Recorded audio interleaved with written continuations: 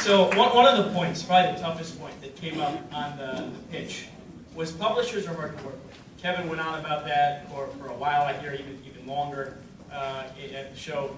And what do you make of that? How, that was one of the successes you had. You had a publisher with you. How has it been working with publishers?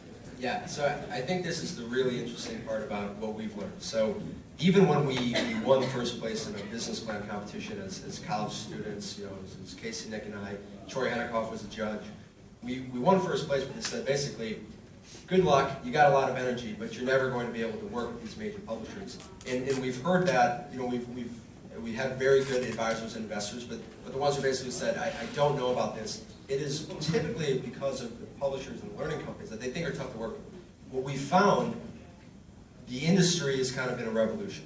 So the companies that are typically, sort of old-fashioned companies, they're hiring former entrepreneurs, they're hiring technology leaders, very innovative thinkers, and if you can get through to those people, just like we do to investors, right? Obviously, it might take a few phone calls, people are busy, but when we find the right project sponsor, basically, there's a guy at McGraw-Hill, they were the first major learning company to give us a shot, right? They at least said, well, we support entrepreneurship, we'll give you a shot. We cold called the president of McGraw-Hill Higher Education when we were in college.